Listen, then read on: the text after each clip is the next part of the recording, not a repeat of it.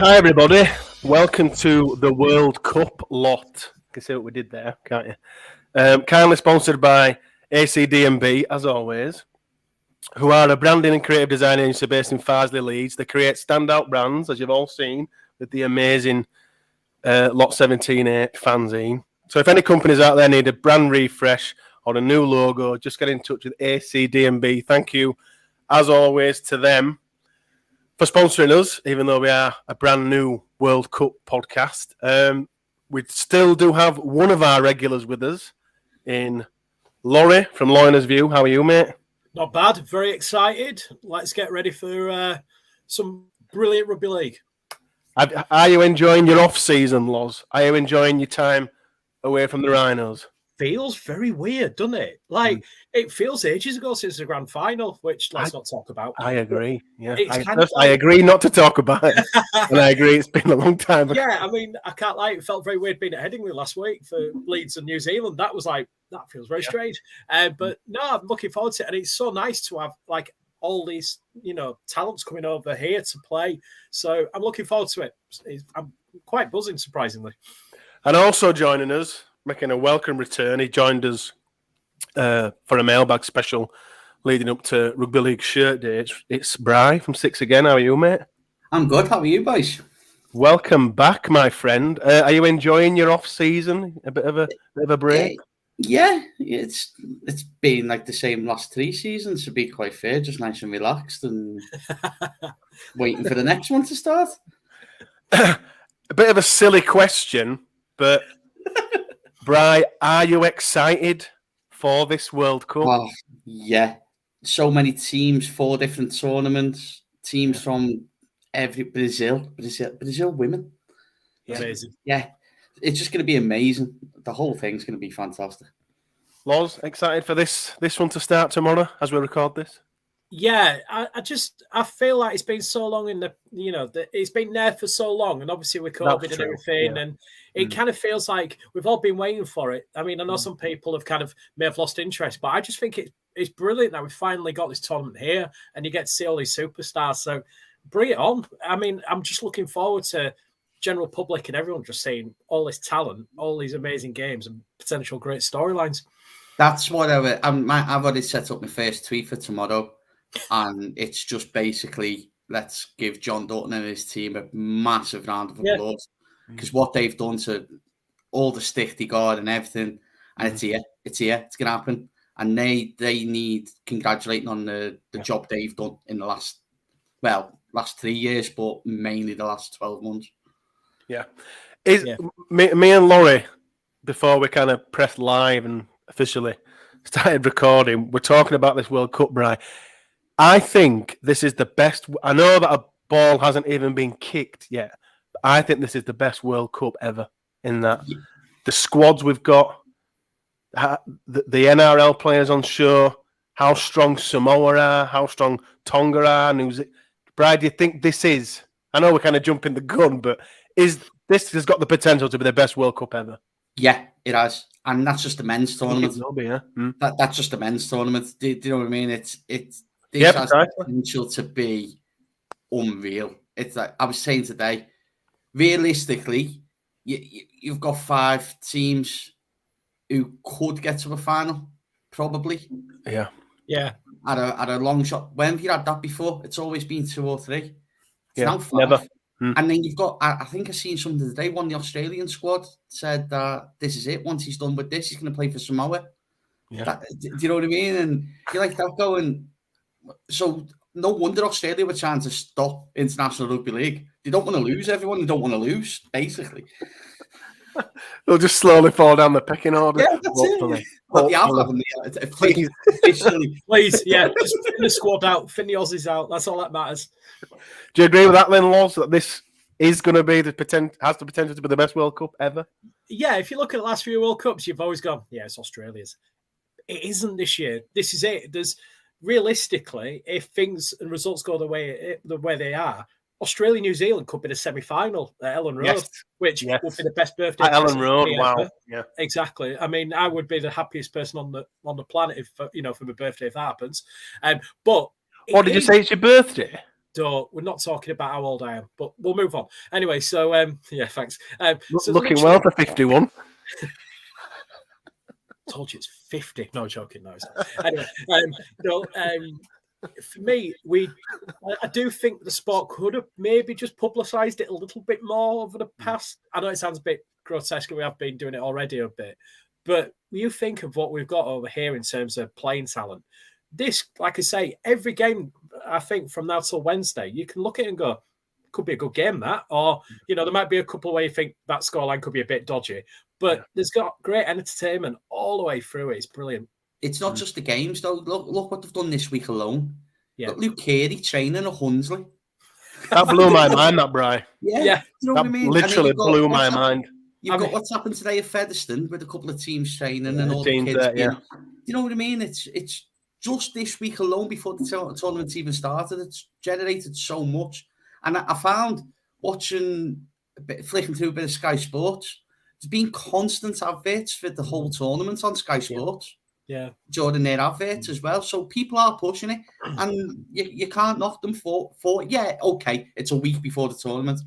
Yeah. But at least they're giving something. Do you know what I mean? And there is that thing as well. Like, you're actually striking while the iron's hot, isn't it? Because as much as you are giving promotion, you're giving it at a time when people might go, oh, is there a game near me then as this tournament starting? And sure enough, there could be that gradual build-up where people might go, oh, yeah, we'll go to that game. Or, we'll go to that one. Because I must admit, it really till this morning, I bought my tickets for Jamaica and Ireland on Sunday. Now, I'm not being funny, but you think Jamaica, Ireland, I'm actually weirdly looking forward to that more than Australia, Fiji at Adley tomorrow night, which I'm up to. So it's kind of a bit like, there's that counterbalance, because you don't know what it's going to be like. But in the same context, it could be a really good occasion or a really close game. So you're right there as well, because people could be sat there, like myself, I could be sat here on Sunday going, not doing anything today. Should we go down Adley? Yeah, let's go. Yeah. Come. Yeah. And you just don't, obviously the times are hard and bills are going up and stuff, as we've discussed before. And you've got to look at it. It's so close, and just the things that they're doing and the social media presence of all the teams. Yeah. And they're showing all these things that they're doing and where they're going and how they're doing it. And it really should open eyes of the Super League and going, this is the communication we need with teams and the team supporters and clubs, and hopefully it catches on. I hope social media has been in overdrive this week. It's been unbelievable. And it like Bryce says there, it just makes me think in terms of the content that we've seen this week. I know it's special, and it's like, like Bryce says, Luke Carey, Untitled, it's like, what? It's just mad. But the way that the clubs have utilised it, surely they can kind of say, right, we need to kind of jump on this for the league, for Super League, for the Championship, etc., and kind of take something away from it. But you're right there, Brian. I think the biggest stories for me are things like Luke Carey, Untitled, and these international sides meeting these school children. I'm just like, they're creating memories for a lifetime, aren't they? Well, this is it. It's a potential to inspire, isn't it? I mean, we can look at what the impact of this tournament is going to be now, which is fair enough. You can look at financial things. You might even look at attendances there. But if you think 10 years down the line, we could see like an 18-year-old who's breaking through, saw somebody score a full-length field try at a ground and saw, I could do that. It's that inspiration. And I think what we have to look at is, if BBC, fair play to them, they are showing everything. There's not a single game they're not showing. That's going to help every aspect of this tournament, because fans can just go, we'll watch that, or we can watch it back on iPlayer, which is easily accessible. It's a brilliant time, I think. Genuinely, it could be brilliant, this tournament. On the back of that, it's not just an 18-year-old in 10 years' time. You can have young girls who are going to get inspired by the women's game. There's going to be disabled people for the PDRL and the wheelchair game who are going to go, I can do this. Yeah. Well, again, it's not just them. There's all the tournaments, but it's not just them. I read something today that Ronan Michael only started playing rugby 5 years ago. Yeah. Do you know what I mean? He's playing with Luke Carey in training. Yeah. 5 years ago, he's gone, what's this rugby league stuff? I'll give it a go. Do you know what I mean? Time. What is amazing, though. This is the point you're making, Lottie.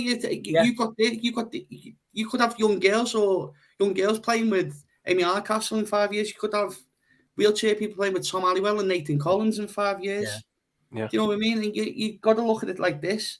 the impact of what this tournament has potentially is just massive. It and has no boundaries, it's just does it? how we get into it now, and how we produce it, and how we commercialise it. I've got to say, though, the best part for me is the fact that they've got these 3 tournaments all running along each side. Exactly, yes. Alongside each other, sorry. And literally, you've got to think, like, the women's game is going to benefit so much from being in the same spotlight, and the final is before the men's at Old Trafford. And you just think, it has potential to explode, and I think it's brilliant for the women's game. The wheelchair, I mean, let's be honest, we saw how much publicity wheelchair rugby's had recently. That's going to be massive, isn't it? Yeah, it will. But it's the same with the PDRL. The PDRL's all the games are at Victoria Park in Warrington. But I'm just looking now. The final is actually after the quarter-final that's getting held at Warrington. Oh, yeah. At Warrington, yeah. Yeah, so they've got all the games at Victoria Park, and it's only during 1 week. And they've got all the games at Victoria Park, but then the finals after the quarter-final at Warrington. So you've got more, and all them games getting shown on BBC iPlayer or all of them, Red Button as well. So or our league app. So every single base is covered. And I love the aspect of, like, somebody who's perhaps not privy to rugby league or can go on the iPlayer, can go on BBC and just stumble upon a game and just end up watching, like, Jerome Luai and be like, what? You know, who's he? You know, just stumble upon it and be like you said, a young girl, someone who wants to play wheelchair, another can be like, and just be inspired by everything they see and just slowly pick up. I've always loved the aspect of someone unprepared watching rugby league, if that makes sense, and being like, wow, you know, I wasn't even aware of this. I wasn't even aware it was on or starting, and just like watching and being like, I need more of this. I think that's kind of like the market and kind of the appetite we need to kind of create out there.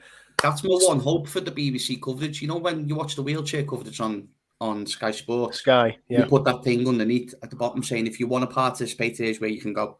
I hope the BBC have got it for every single women's wheelchair and PDRL game. Just a little link and go, this is it. This is where it is.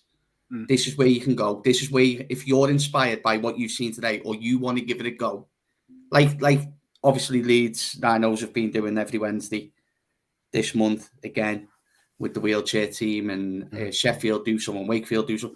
But here's where you can go. Here's what you can do, and here's how you can join in if this is what you want to do.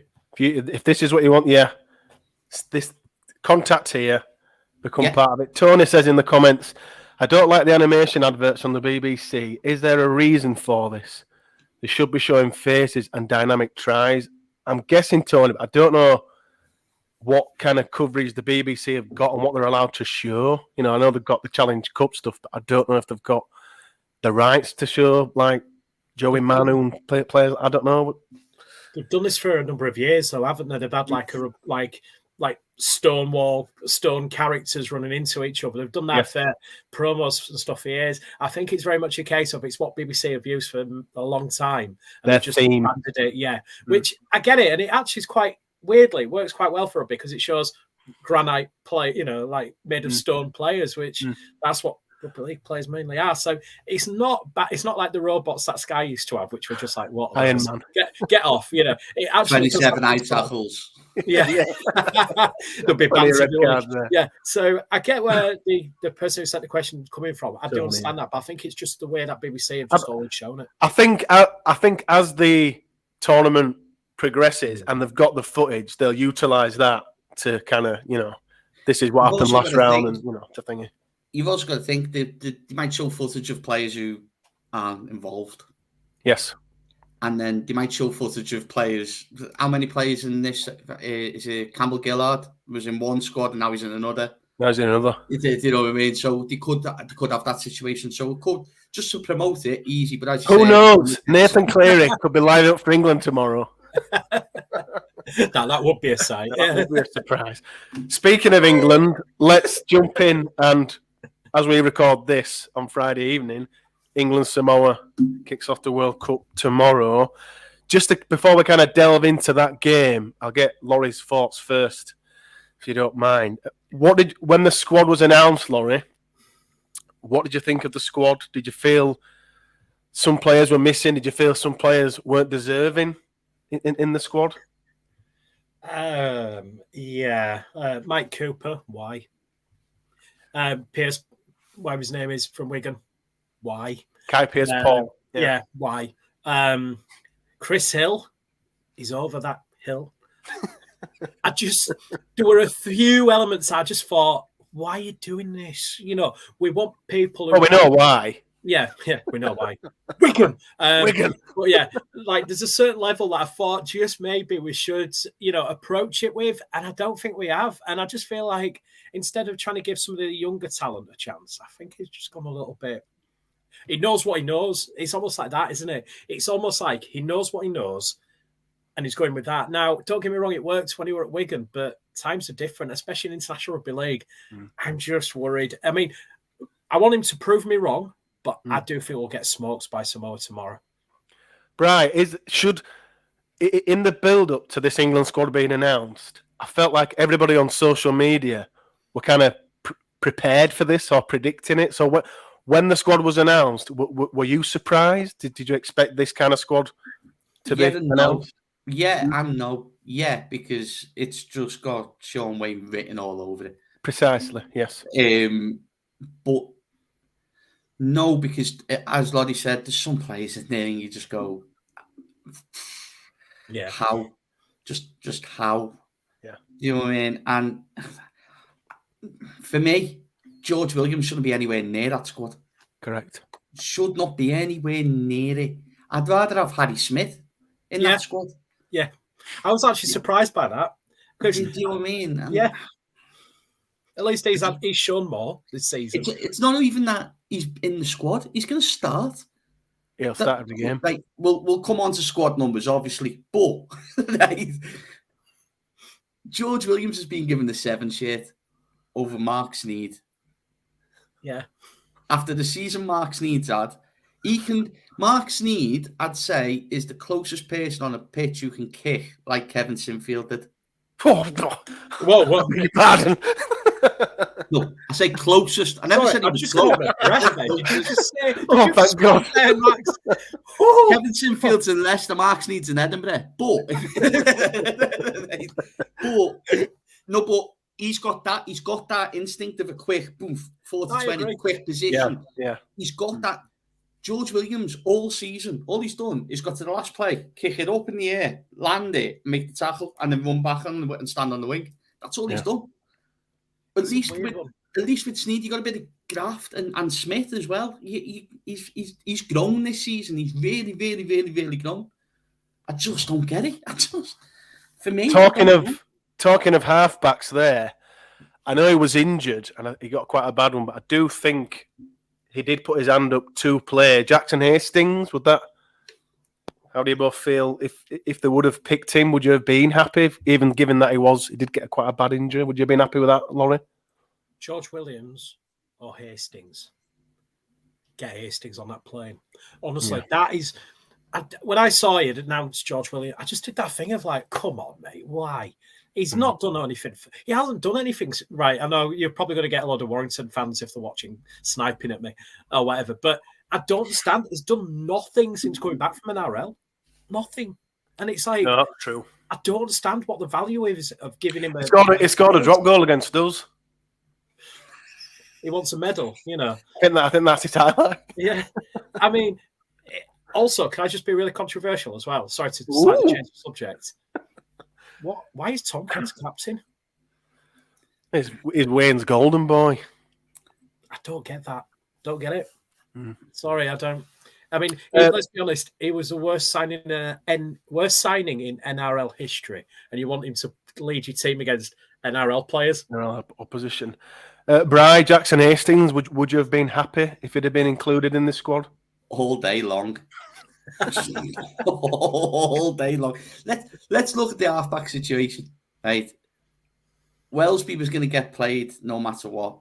Yeah. So you knew because Tompkins is captain, you knew Wellesby was playing. That's it. So it was whoever was partnering Wellesby.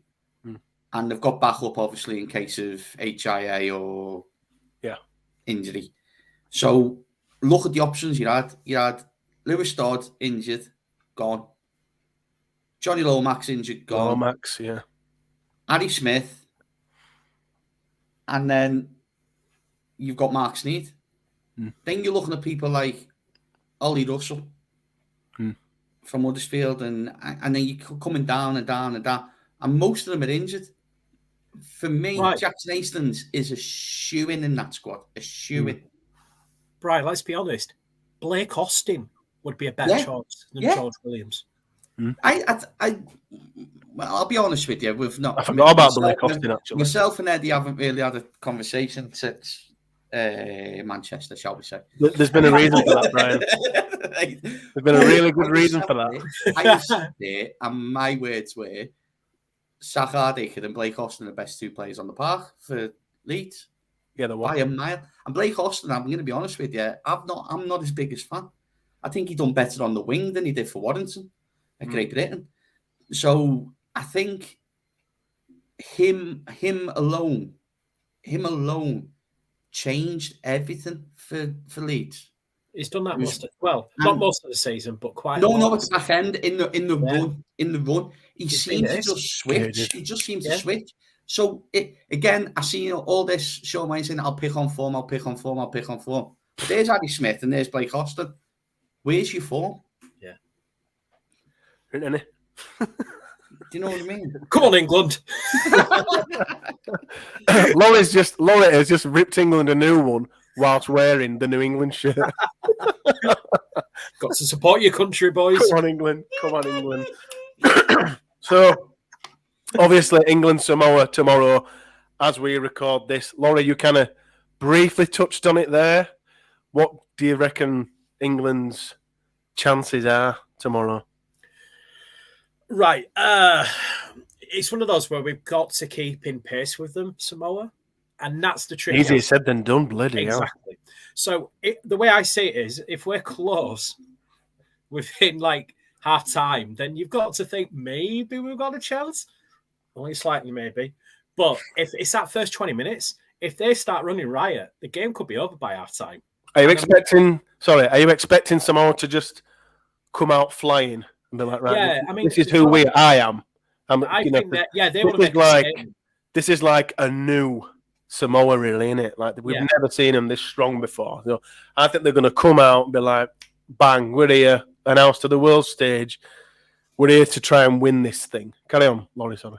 I just think it's one of those where the forward battle in that first 15, 20 minutes is going to dictate the game. Yeah. Will dictate. There's no, don't get me wrong, the backs are going to be crucial, but I just feel like in this particular game, the forwards, that first stanza, as Steve would say, literally is going to be how this game goes, I think.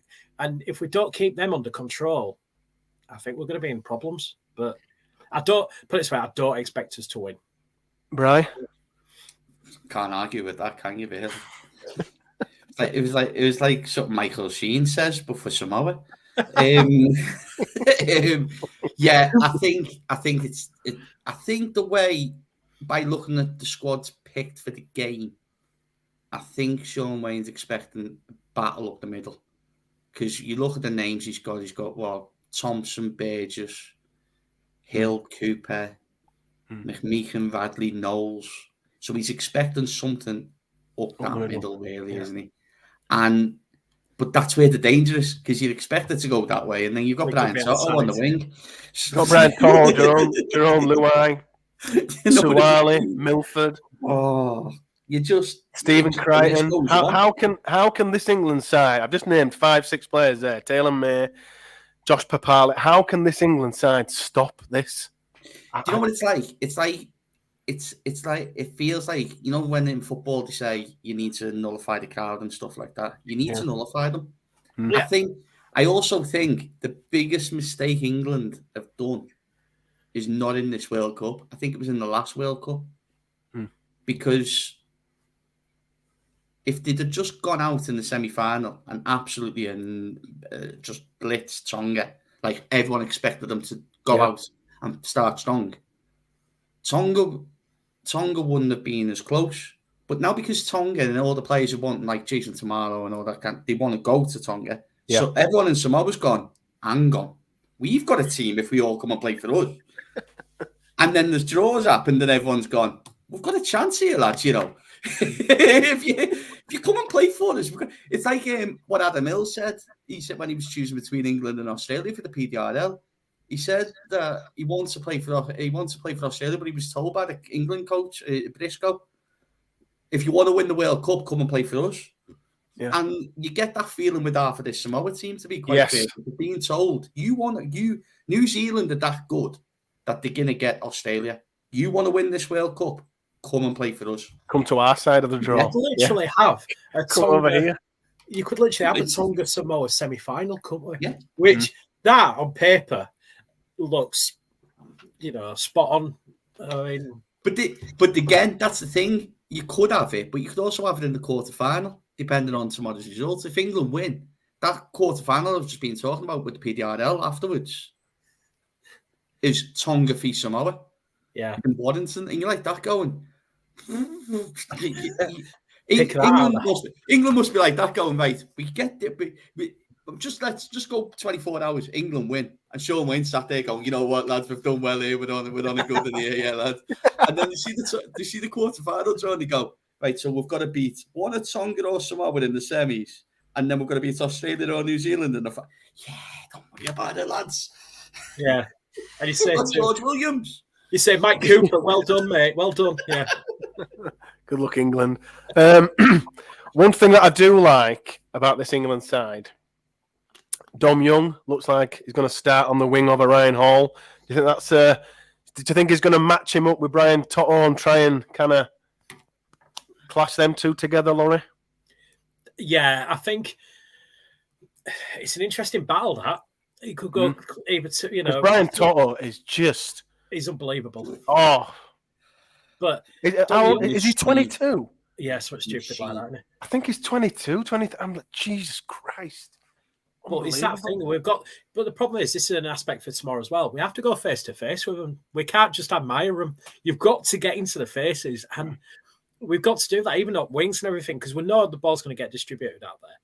It's a big ask for a guy who's making. Well, I know he played in that friendly, but making his full test debut. Yeah, that's a big ask, because I know he's played in NRL, and I know it's a similar standard, but on a big international stage as the World Cup opening game, could be interesting to see how he goes against him. How do you think he'll do, Bri, in that matchup? Well, you don't want to call it, well, you do want to call it. If you had money on it, you'd call Toto all day long. But I think Callum Watkins is going to be pivotal to that battle. Yeah. And I think it's going to be the same on the other wing. And I think I don't know. I think the reason why Young's got the nod over Hall is just for the speed. Speed alone, yeah. And maybe that he's played in the NRL and played up against them now and again. Yeah. But the same can go for the other. Watkins and Makinson tomorrow are going to be pivotal to everything. And what you need Tompkins behind, barking. Just absolutely barking and not stop talking all game. Yeah, non-stop. Because he needs to organise. He needs to organise it really well. If he has an off game, like he does, no one can deny it. He has an off game where he walks away and he's in the wrong position and he blames someone else. And you see it. Never his fault. If you see one of them games, he can't start in the next big game. He can't. He can't do it because otherwise he'll crumble again. If it's not going his way, throw the towel in. No, you need tomorrow to fight 3 experience out of the 5, all on point. Then you've got a chance. Just a quick point, and I know this may sound a weird one. Would you almost say to Watkins tomorrow, all right, you're playing at centre, but I want you taking that ball in even more than, like doing the second row option. So you've almost got the added forward because you want that impact. And Watkins has been delivering that when he has played at second row, actually. I think his plan was to have Makinson and Percival play like they do for St. Helens. We'll do it that way. Yeah. I think that's what the plan was. So now the closest thing, that's why Watkins been second row all season. And he's been fantastic. Yeah, that's actually. But the closest person to Mark Percival, other than Harry Newman, who's fit, is Callum Watkins. And he knows he can do that. So I think that's exactly what the plan's going to be. It's going to be Makinson, Young, Watkins, and then go from there. I'm really glad Watkins is actually in there because on his day, Watkins is world class. And he has done really well for Salford this year. I know he's had a few injuries, but he almost looks that sort of player who, on an international stage, I mean, let's be honest, he was that close from scoring the winning try in the last World Cup final. I was just going to say, is it written in the stars for him? So now he's back. Is it written in the stars for him to do something? See, get the winner. Come on. One player that I'm really excited about watching in the England side is Victor Adley, obviously. An Aussie. Well, Sheffield. Yeah, he's a Sheffield lad now. I think he's going to really... He strikes me as, well, he is a Sean Wayne type player. You know, he leaves it all on the field. He dies out there, doesn't he? He don't bring anything back in with him. Do you think? I know he's new to this setup, but I think Sean Wayne's kind of grabbed him and said, "Yeah, you're definitely playing. You're definitely coming with me," because he's like that. He's got that, a bit of grub about him. Do you think he's going to be key in this England side and how they play, Brad? Do you think Sean Wayne's going to rely on Victor Radley to keep the aggression? Obviously, try and toe the line. Do you think Radley's going to play, kind of be one of the leaders in defence? Yeah, I do. And I think this is why I was saying about the middle earlier on, because Victor Radley's an 80-minute player. Yeah, he is. Morgan Knowles isn't. And if you go back to France friendly last year, I think it was, Sean Wayne's first game, he played Knowles as a prop. Yeah. So I think it's like, you're my loose forward. You are. I think he reminds him of Sean O'Loughlin in some way. To put all his eggs in one basket with Victor Adley. I think that's what it is. But yeah, I think he's going to be pivotal to everything. He's going to be, when you get like a James Bentley who seems to be in every tackle. Yeah. He's going to be like that. He's going to be in absolutely everything defensively. You can see it. And on the note of and being from Sheffield, I liked what Scotland said today when they announced their squad numbers. Put a thing up saying it's in the roots, not the branches, that a tree's greatest strength lies. Yeah. I like that going, yeah, Sheffield, yeah, fair enough. You can come and play for us, son. Why not? Laurie, Victor Radley, do you think he's going to be a key player in Sean Wayne's type of aggressive style? Yeah. Could be leading that pack in a sense? Yeah, the only issue I've got, and it's slightly, this might digress from what we're going with Radley's, I think he's that sort of player that you've got to be careful because he could pick a ban up, and if he's got... Oh, but I'm fairly adamant he'll get some... Yeah, sim bin, yeah, maybe it's a... Definitely get bin tomorrow. Yeah, I mean, let's be honest, we've got Sean Especially when England are 22 down. Yeah. I just think it's... They'll go after Jerome Luai or something, won't they? Sorry, Laura, I keep interrupting. No, it's fine. No, you've pretty much going where I'm going. I just think it's... don't get me wrong, I'm quite happy that he's put his hand up to play. I just feel it's like, yeah, are we going to say... How long is he going to take before there's a yellow card issued to him? Or, well, to be fair, it's quite... Yeah, Mickey Mack. Oh, let's not go into it. No, let's not even... Yeah, we'll go there in a bit. We haven't spoke about him. Yeah, how have we gone 35 minutes without speaking about Michael McElroy? Oh God! This pod now should be changed to. This pod should now be changed to. How many sin binnings are England going to get tomorrow? Sweepstake. Mickey Mack, Victor Adley, Tom Burgess. Watkins don't mind this occasionally, yeah. Whenever he plays. Brilliant. Yeah, we talk about Mickey Mack then. That's an interesting one. Yeah, we're going to go there. Could you believe it? I know, like I said earlier, I think everybody before the squad was announced knew that Michael McLaurin would be chosen in this side, so we kind of just had to, grin and bear it. But the fact he's only picked McLaurin as the standout, the only hooker for this Samoa game.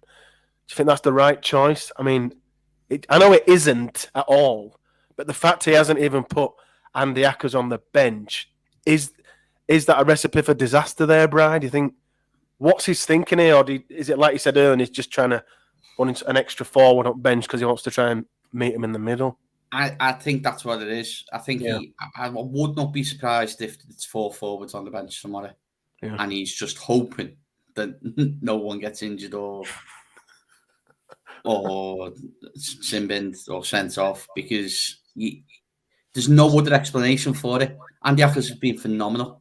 Yes, and then I think how again George Williams, Mickey McAlorum, how it's just unreal. I would even say Darryl Clark over McAlorum.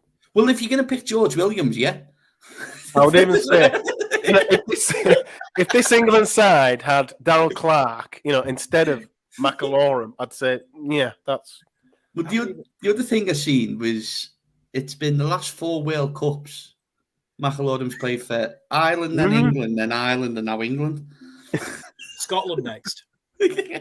Scotland and Wales. Listen, Wales need some players. Trust me, he'll end up playing for Wales soon. But this is the issue. You look at the talent that we've got as potential hookers. You've got, sorry for the bias straight away. Cruz Leeming. Let's be honest. I know he's not been the best of form since he came back from his injury, but he was picking it up before the end of the season. He's better than McAlorum. Yeah, and you've got. There's other other hookers. It should just be Andy Ackers, shouldn't it? Ackers, yeah, he's been amazing for Salford, and you just think, how have you picked? Let's be honest. It's like waving a red flag to a bull when McAlorum gets on the pitch at best of times. You want players with relatively cool heads. I don't get it. I know. Let's look at it this way: you play Samoa, and you get beat. You've then got Greece and France. So realistically, your biggest game's France. So if Williams and McAlorum don't perform, you have to play Sneed and Ackers against France. But you play against Greece. No, but this is my point. So it doesn't matter, because if you play them against France and then them 2 have failed against Samoa, surely in the quarterfinal you have to go with Ackers and Sneed. And this is where he could fall on his sword, because don't get me wrong, the squad's the squad. No one can change it. We can sit here and we can argue all about it. England beat Samoa tomorrow. Every single person's going to go, "You are a genius." And it's maybe not right. I won't. I feel like you played a lucky card there. Sorry. Lucky card. Let me rephrase that. Everyone except West Yorkshire are going to say you're a genius. You're going to say you're a genius. But this is the point. If it fails, he won't land on his sword now. It'll be the quarterfinal and who he picks. Because, he'll get criticised and he'll get, you shouldn't have picked him, you shouldn't have picked him. But, you can say that. But it's then, will he still pick the 2 of them in the quarterfinal? I don't know how we're talking so negatively about England. I think this is it. You're wearing an English shirt, Laurie. A new England shirt. Come on, England. I support Wales. Don't worry about it. Oh, there you go, Bradwell. And I support Italy. Just to kind of wrap up. Come on, Greece. Oh, go on, sorry. I was going to say, come on, Greece. Come on, Greece. That's right. Just to wrap it up then, predictions, Laurie, England, Samoa, how do you see it going? Samoa by 28. Oh, nice. Bri? 16 Samoa. I'm going to say Samoa 22 at the minimum. The minimum 22 Samoa. Moving on to the rest of the World Cup. Australia are really boring because they're so good. And it's really, really boring and annoying. And I think everyone listening to this, everyone watching, the 2 people with me, I think we all agree anyone but Australia to win this. You all? Yeah, they're nodding. Brilliant. So one thing that did irk everybody about Australia, I guess you can kind of see or listening where I'm going to go with this, was their stupid idea for their squad numbers. What did you make of this, Bri? They didn't go the traditional route. They've kind of just have they done it on most appearances or so what they've done is they've given Tedesco number 1 because he's captain. Yeah. Right, and then from 2 to 11, they've gone by appearances, caps.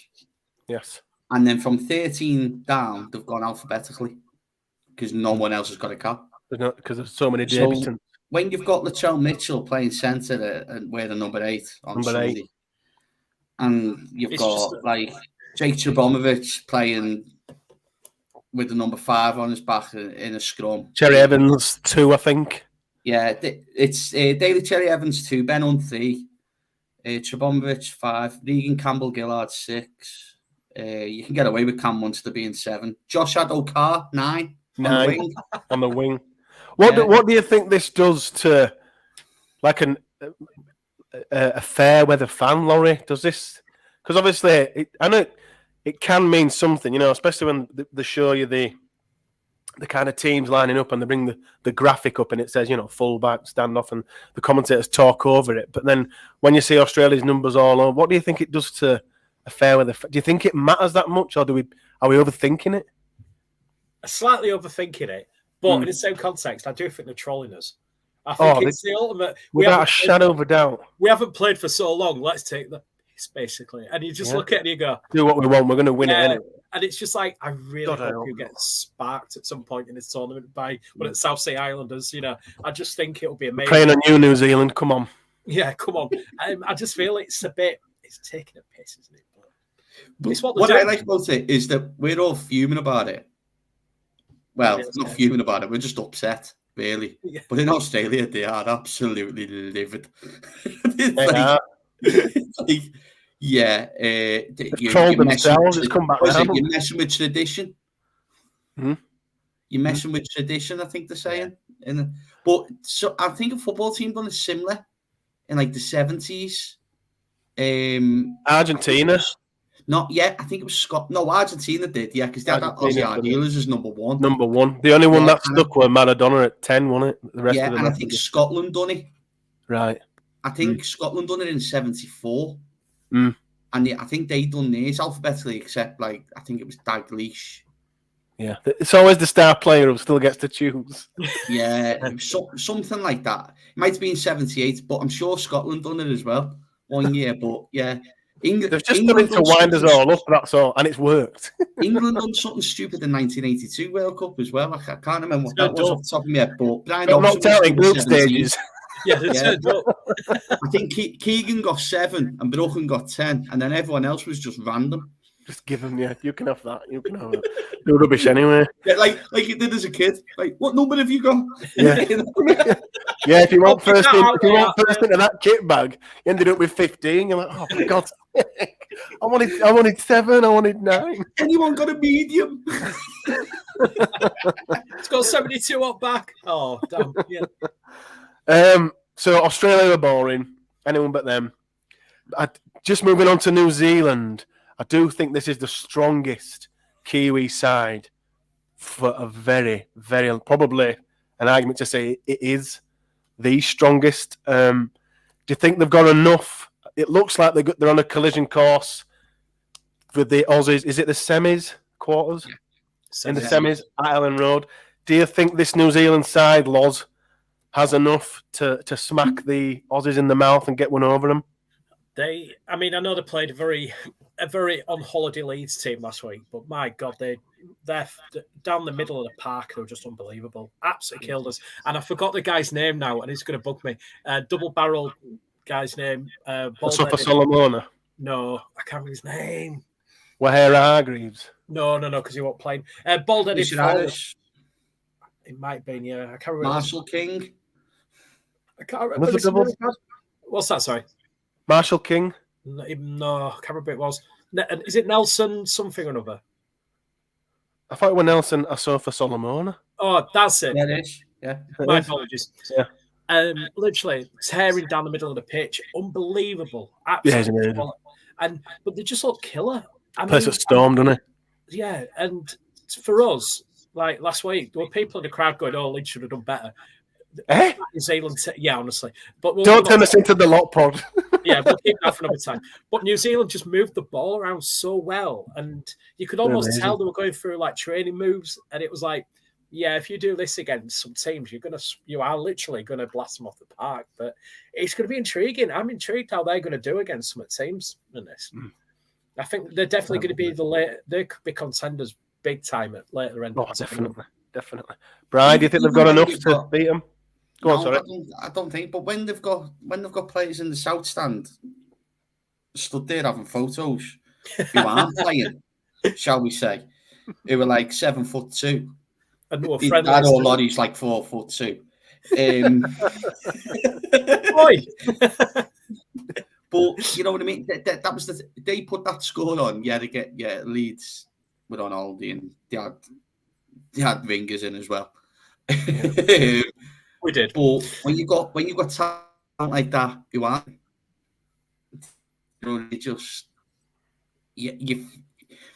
I think they could beat Australia in the semi-final. I think Australia will get to the point. I think Australia will get when you get to the side that cocky because they're Australia. Oh, we lost you, Bri. Are you back? Bri? Oh, he's gone. Oh, he's gone. Oh, he's gone. Bri's gone. Can you hear me? Yes, I can hear you, Bri. You just can't, yeah. Can you hear me? Yes, You're back. So that's New Zealand. I think Australia get that cocky. I think Australia get that cocky in the semi-final. Put the cue on the rack, and then New Zealand can come along and just smack them right in the gob. New Zealand will have everybody's support anyway. Everybody at Ellen Road's going to want... Nobody wants Australia to win, is what I'm trying to say on this podcast. So that's Australia. That's New Zealand. The other sides who we think are going to have a chance of winning it. Samoa look amazing, as we said earlier, full of all these new NRL stars. I think they're going to have a real serious chance of doing it. The one side we haven't spoke about at all yet, I think we've mentioned Jason Taumalolo. Tonga, huge surge, as Bryce said earlier in 2017 when Jason Taumalolo went over, and then all those who could play for other nations decided, actually, we'll play for Tonga. It does look like the collision course for Tonga is England in the quarters. This Tonga side, Bri, do you think they're going to go far in this World Cup? Do you think, should it happen, they've got enough to beat England? Yeah. Yeah, I think they will. David Fafita, that's all you need to know. Yes. Yes, David Fafita, Jason Taumalolo. Jason Taumalolo, you don't need anything else. Felicia Kafusi, Siasola Tekiaho, my God. And you've not mentioned the Hurricane. Sorry? You've not mentioned the Hurricane now. Oh, yeah. Conrad Hurl. Wow. What a squad. Unreal, isn't it? I think if England get them, they're done. I do. I think England are going out of this World Cup with 2 wins. I think they'll lose to Samoa, they'll beat France and Greece, and then they'll be out to Tonga. You say that, and now here's where Louis Dufresne just drops a goal. French go mad. Yeah. Imagine if we get beat by Greece. Well, Bradford nearly did. I know. Yeah. Oh, wait, 24 all Bradford and Greece. 32, I think it was. 34, something like that, yeah. What a game. What do you reckon, Loz? Do you think Tonga have got a good chance to do some damage in this World Cup? It would not surprise me if they get to the final. Wow. But with their path, I mean, I know, like I say, they could meet Samoa at Emirates. Yeah. It would not surprise me if they're in the final. I just think the talent that they've got, the only thing I think that could get them, I know it sounds a bit daft, is they are very forward heavy, aren't they? In terms of, but I do think with that team and they've got and the talent they've got, I mean, they could really be outside. I mean, they beat Australia, didn't they? Was that the last Test match Australia played? Yes. Yeah. Was it 2018? 2019? 2019, wasn't it? Yeah, they beat them. 2019. So realistically, are they better than then? Maybe. Are they better than the Australia team now? I don't know. No. No. I mean, we don't know, do we? Anything can happen in this tournament. That's what I'm saying. Well, that's true, and I think with Samoa looking so strong, with the Kiwis, as I said, looking amazing, and Tonga, there's 3 sides there that one of those has to beat Australia. Surely, can the Aussies just beat anyone but Australia? Well, please? Here's how I look at it. That's all I'm saying. Here's how I look at it. Whoever wins on Sunday at Adley should technically play Australia in the quarterfinal at Huddersfield. Yeah. So basically, the whole of the country is going to be either Irish, Kiwi, or whoever they play in the final until they get knocked out. Yeah. It's a tough one. But it's a good point. I think for me, that is a good point about like Tonga. Well, I've just seen the comment that's just come up here. The halfback options for Tonga is a good point. They might not be the greatest, but they move that ball around going forwards and to the sides quite well. It's an interesting one, isn't it?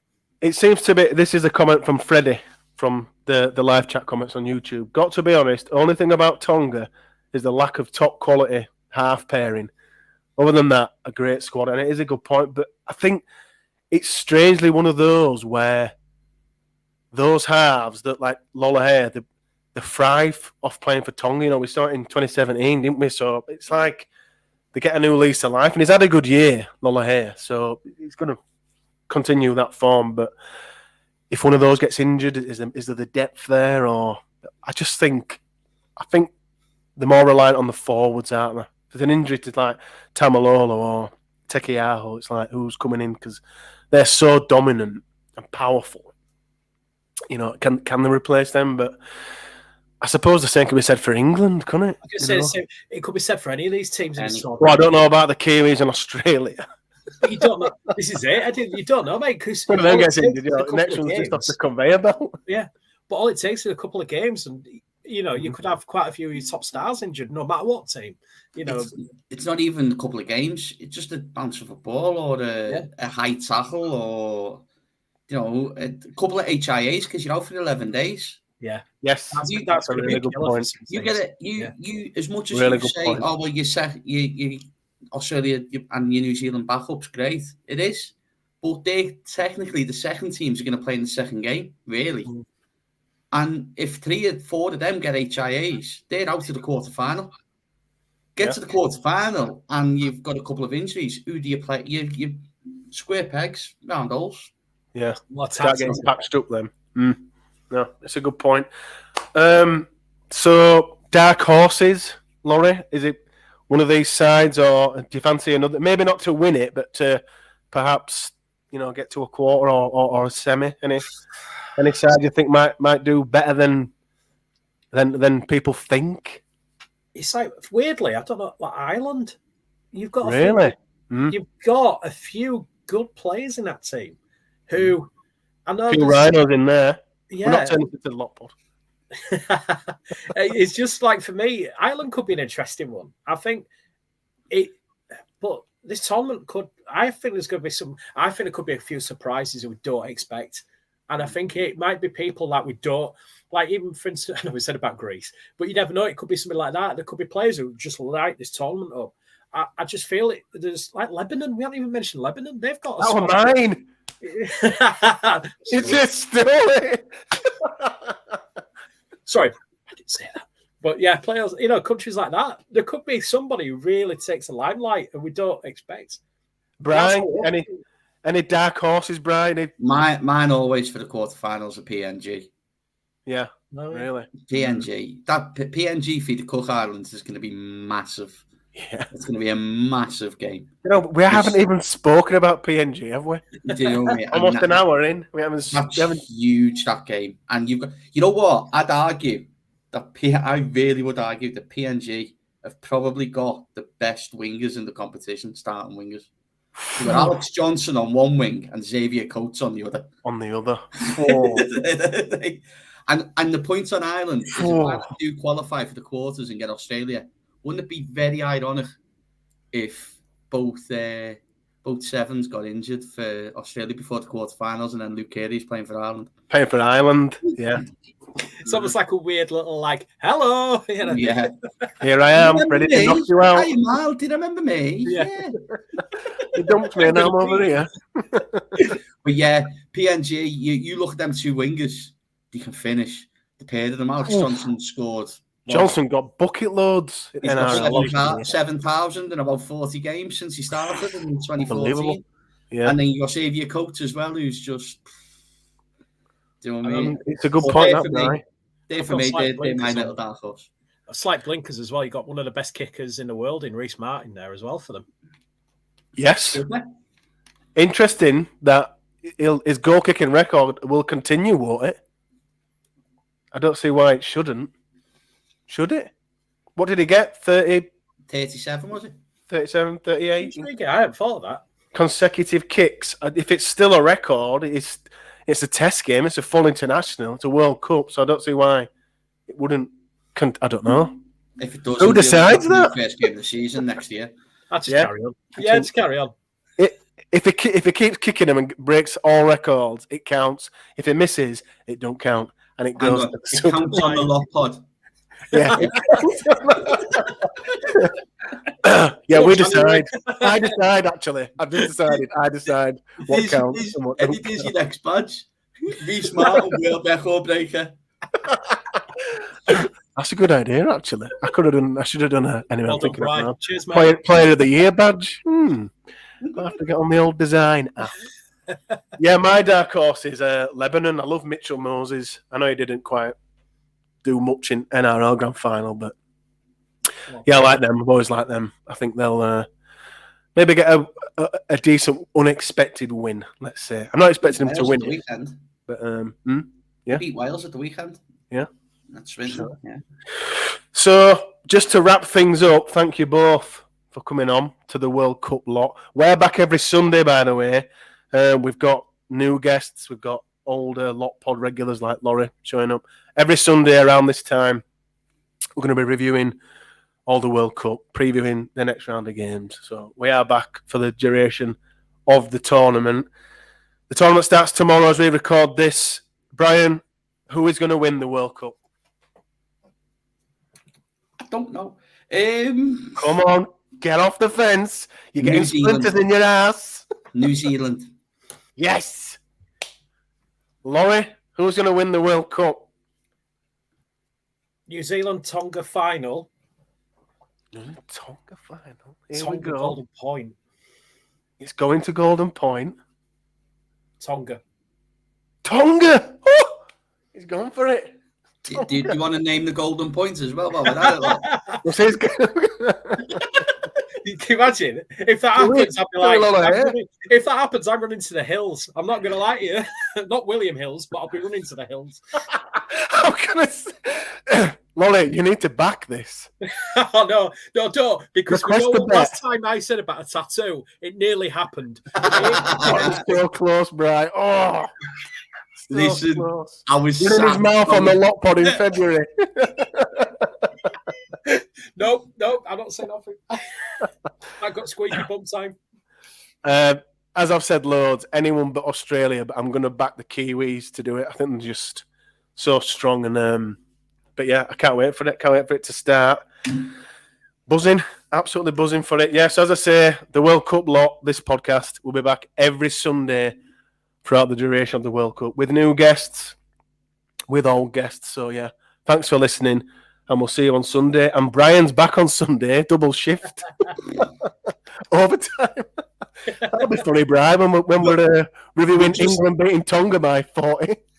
We'll just let everyone know now, whoever else is on, we're all going to be doing this. Because there's a game on at the same time. Everyone's quiet and looking, going, oh, that was a good pass. Yeah, live reaction to the game as well. Right, thanks a lot, everybody. Thanks for listening. Thanks for watching. And yeah, we'll see you on Sunday to kind of wrap things up. Cheers.